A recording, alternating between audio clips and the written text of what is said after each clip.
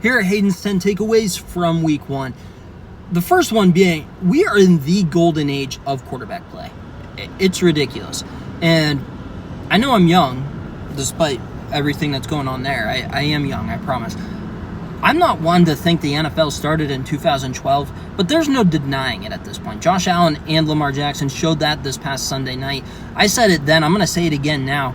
The good news is we saw the best game of football season. We saw the NFL's very best. The bad news is nothing we see the rest of the way is going to pass that. That was freaking incredible. Josh Allen, Lamar Jackson. I said in the offseason, Lamar Jackson was already a Hall of Fame quarterback. There's no player not in Canton that has 2 MVPs. Add on the fact that he's the greatest Russian quarterback. I get it. The postseason struggles, whatever. He still would be a Hall of Fame quarterback. Josh Allen, who I would take Josh Allen over Lamar Jackson, I didn't think he was a Hall of Fame quarterback.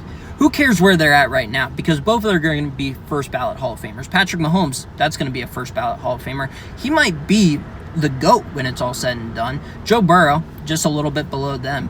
I mean, Justin Herbert, if he and Jim Harbaugh continue to click and excel, and he starts living up to that crazy potential, yeah, there's another one. That's not even counting other good quarterbacks like a Baker Mayfield, like a Dak Prescott. I hate to put him in that conversation, but Jalen Hurts, I mean, accomplishment-wise, is going to be there. We are in the best era of quarterback play. It's ridiculous.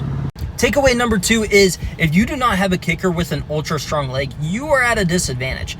There were kickers who had worse weeks than Cairo Santos, Younghoe Koo, Jake Moody. With that said, Cairo Santos still was not an asset. He was a liability, and that's what happens when you are a good kicker. Cairo Santos is a good kicker, man.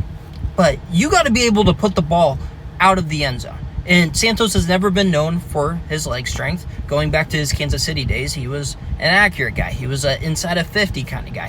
Him and Nick Folk are 2 good kickers. They're not kicking a 60-yarder like Chris Boswell. They're not Brandon Aubrey or Cam Little with the Jaguars. Heck, Evan McPherson and Dan Carlson, I'll throw them out there. Kaimi Fairbairn, Cam Dicker the kicker. Those guys, they can put the ball not only through the uprights, but through the back of the end zone. Chicago, despite choking, they probably can wind up with a win if they're able to keep that extra time out and the ball sails through the end zone and the 2-minute warning has not happened yet. That didn't happen because of that. You need a kicker. You need a kicker with a strong leg. Cairo Santos is good, definitely deserving of a job, but there is a limit to what he can be. And while we're talking about kickers, the Steelers were bailed out once again by special teams. Boswell obviously nailing the 60-yarder. That's